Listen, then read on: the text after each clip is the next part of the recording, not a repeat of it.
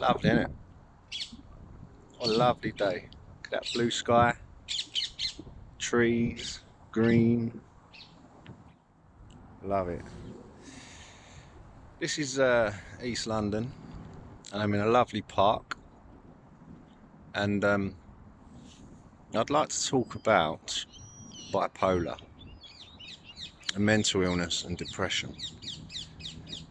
Um, I was diagnosed with bipolar. I've been sectioned under the Mental Health Act 5 times now. I've had all sorts of medication. Started off with, I can't remember what they gave me when I was sectioned in hospital. All sorts of medication to calm me down from manic episodes.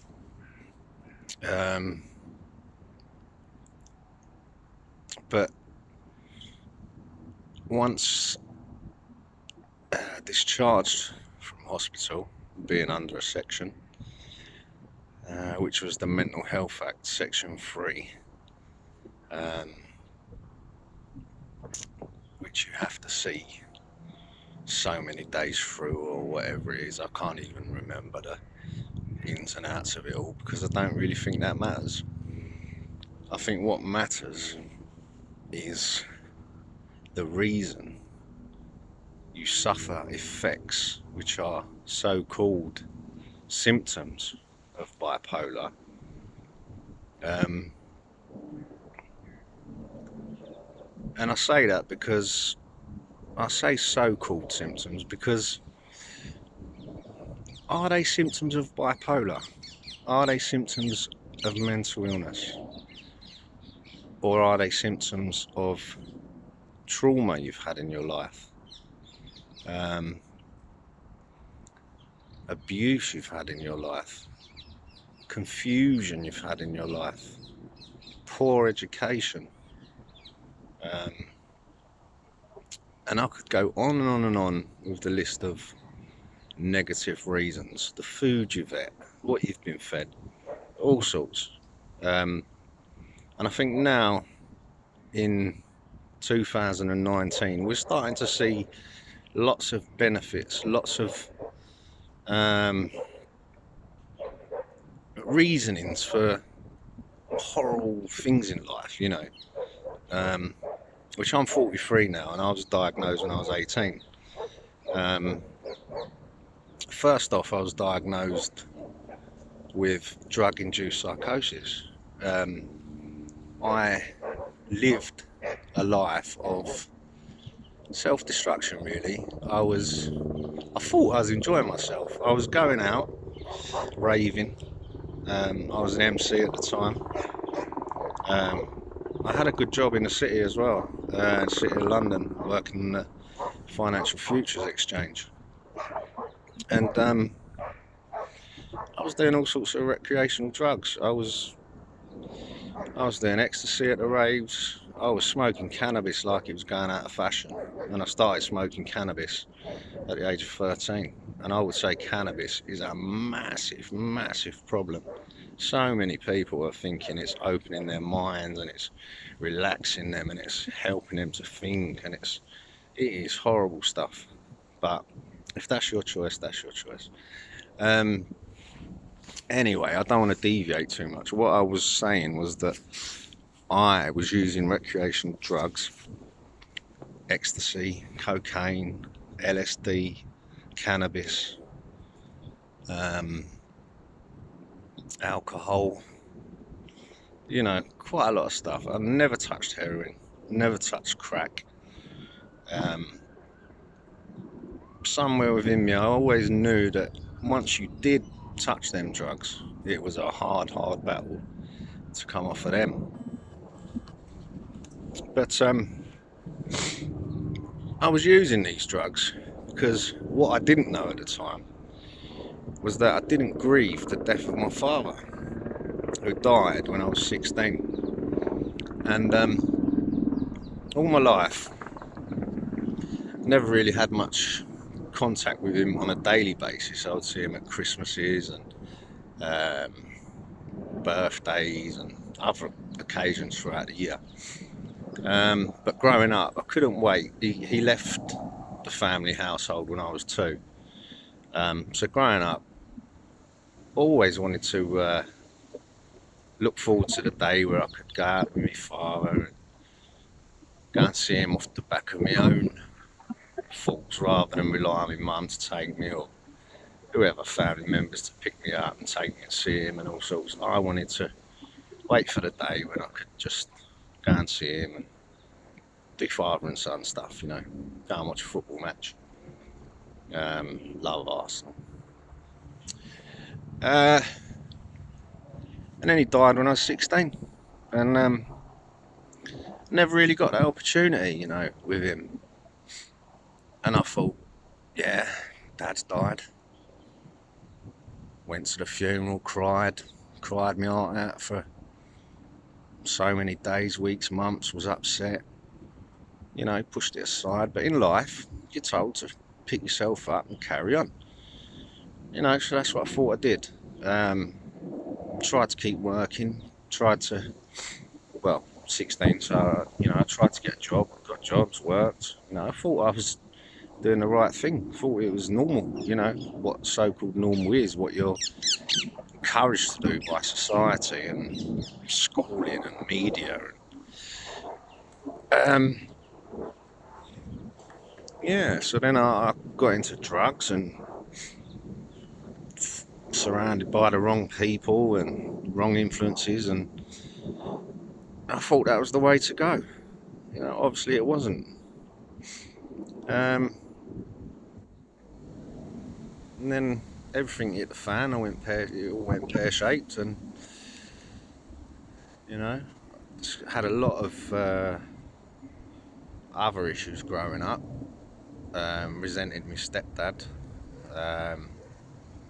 Lots of arguments with him, violence and all sorts of stuff, and a bit of bullying at school.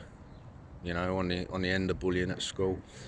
My brother's Down syndrome, so got a lot of name calling, and you know, it was just ridiculous from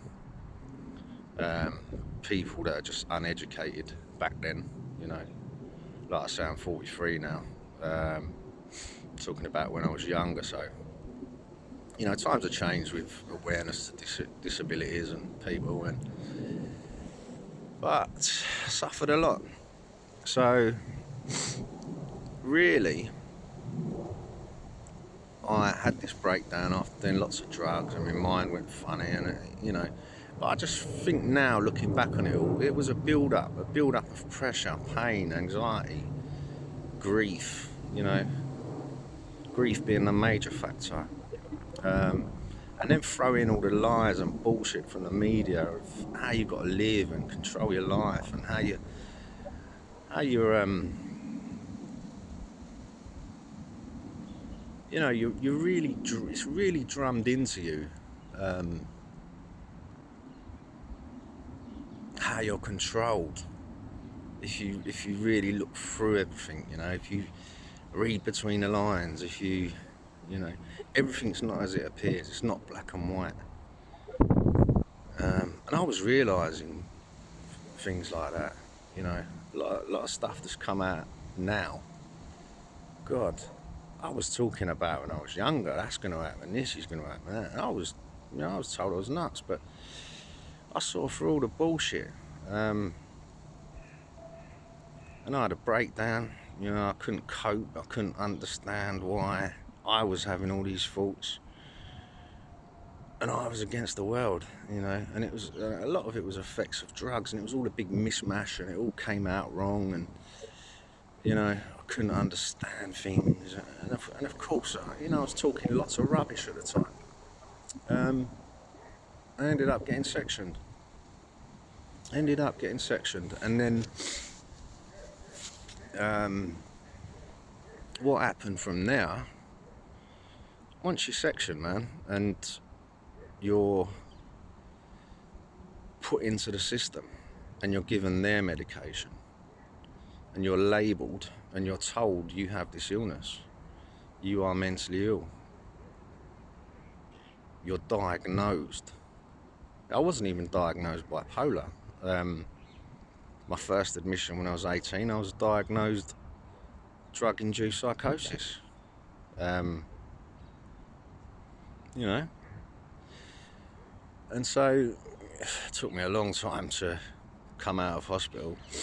I fought the system. I was on lock-up wards, secure units. I was fighting hard. I weren't giving in because I knew there was nothing wrong with me. I knew that it's the system, it's the world. There's problems with the world.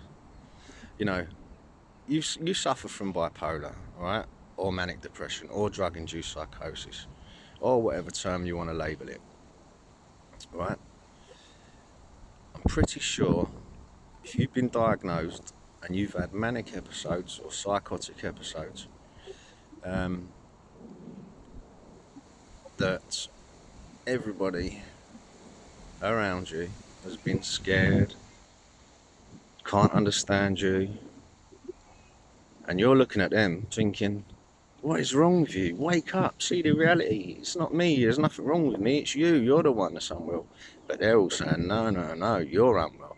And because there's a majority that don't understand, close friends, family, loved ones, everyone, because there's a majority that don't understand, and you're in a minority, what happens? You begin to believe it. You accept it. So you go back in that box, you get given the medication, all them thoughts of questioning of what we're here for, what are we on this earth for, what is our path, what are we meant to do with our lives, what is life about, Are we meant to go to work? Are we meant to be slaves to society, to pay bills, to pay taxes, to feed rich people, to feed the fat cats? Is that what it's about, really? Or are we here to enjoy life, to experience the wonders of it, to have lovely thoughts go through your mind and to guide you and to tell you and to have your alertness to say, that's not right, this is not right, but no, you're not allowed. The governments, the people at the top, they want you to conform to society, to have a controlled society. It's just ridiculous. So you got to ask yourself this, and I might have deviated a little bit, but so going back to a diagnosis. So you're diagnosed with bipolar or manic depression or drug-induced psychosis or whatever.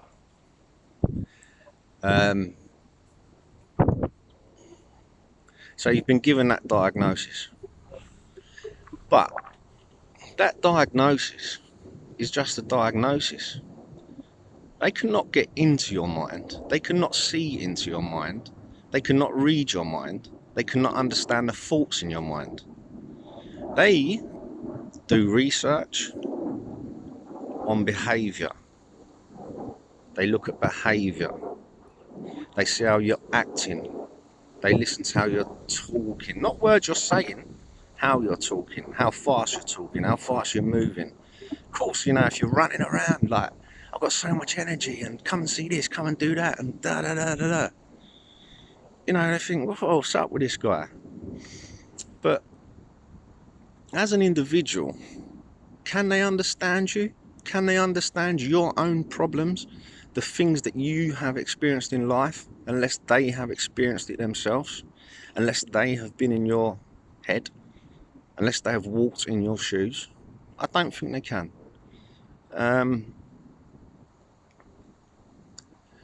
So then there's the diagnosis, which I keep going back to, the word diagnosis. So you're labelled, you're told you're bipolar, you're mentally ill. All this is happening to you because you're an illness. You have an illness.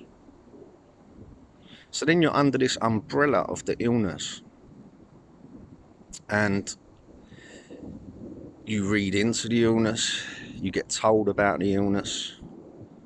You get told what happens to people who have this illness. You get told how you can feel with this illness. You get told how you act having this illness.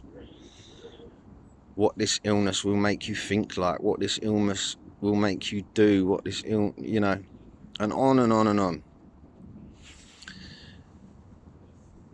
And you're given medication to control this illness. You know.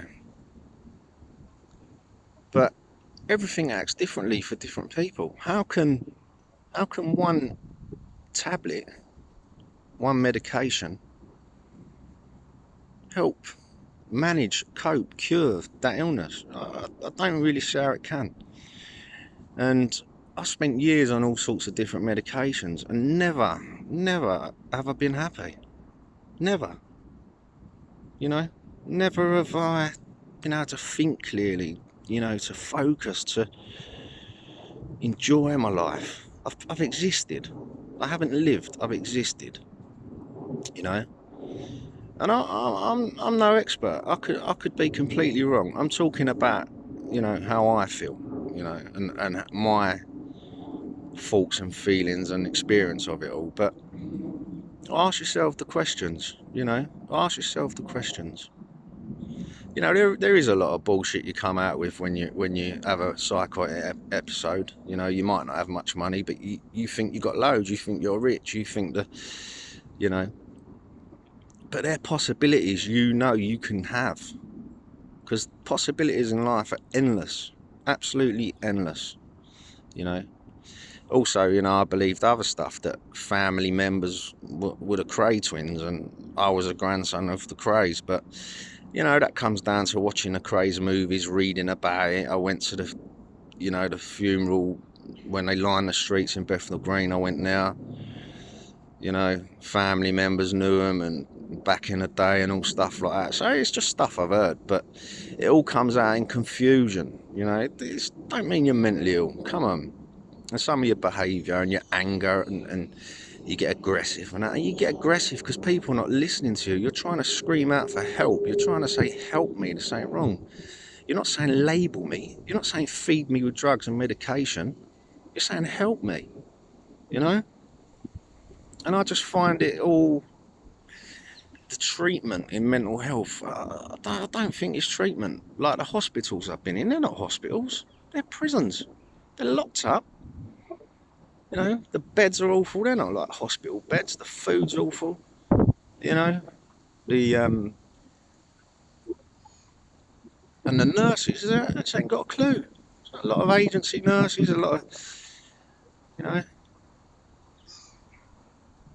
walking around, just sitting down, reading papers on their phones, not doing nothing. The nurses, absolutely nothing, just monitoring, just standing around. You know, if it kicks off in there, yeah, the little bloody Russian pin you down, give you medication, and that's it. Off you go. But there's no care, there's no help, there's no treatment. You know, you can talk to someone till you're blue in the face, but do you feel better? Not while you're being controlled and to be conformed, and while you believe you're labelled as this illness. You're not that illness, you're a person. You've had life experiences. Yeah, a lot of bad ones, probably, a lot of people. You know, a lot of upsetting times. You know, maybe even good times, and you know, I don't know, but from what I do know is it's triggered by trauma, a traumatic episode in your life, and you're also told it's genetic, which I also don't believe. I think that's bollocks. But you know, you're told, yeah, you're told it's I've gone off track now, and I've bloody lost what I was thinking about. What I was going to say. Never mind. But I hope this video helps someone, you know. I hope it helps you understand. What I would like to say is that happiness can be achieved, you know. It can be achieved. It's inside of you. It's there. You just got to look for it. It might be masked over by a tragedy, you know, death, accidents, illness, what, you know, whatever. It might be masked over by them events that have happened in your life. So dig inside yourself, have a look, see what you'll find. You know, trust your instincts, trust your thoughts, trust your thoughts. That, you know, that's a big one. A lot of people with mental illness are made to feel that low, that they've got a mental illness, and made to feel so different in society with the way they think and act, that it's a problem, that they're wrong, you know. But get over that, shrug that down, shrug that off. You can't, how can one person tell another person, or lots of people tell one person, that their actions are wrong? You know, yeah, your actions are wrong if you're going to kill someone, or you're going to be a fucking paedophile and, you know, stuff like that, or rape someone. But are your actions wrong for being depressed, for having manic episodes, for just thinking, fuck this, I've had enough, and going off the rails? You know, yeah, the medication can help to pull you back in, but I think once it's pulled you back in, it's still a long battle. And once you've been diagnosed, you think that. You think, I'm an illness, I'm not a person. I'll always have this illness, I'll always have manic episodes, I'll always this, I'll always that. Maybe you will flip out one day, maybe, you know. But don't be bogged down by it. Don't be bogged down by it. Happiness is within. It's there. You can find it. Look for it. Believe in yourself. Believe your thoughts. Know you can beat it. It can be beaten. You're not a label. You're not a disease. You're not an illness. You know, you're a person. Human being. Like plenty of people on this planet. Just trying to survive. That's all we're trying to do. And we'll get there. We'll get there. Alright?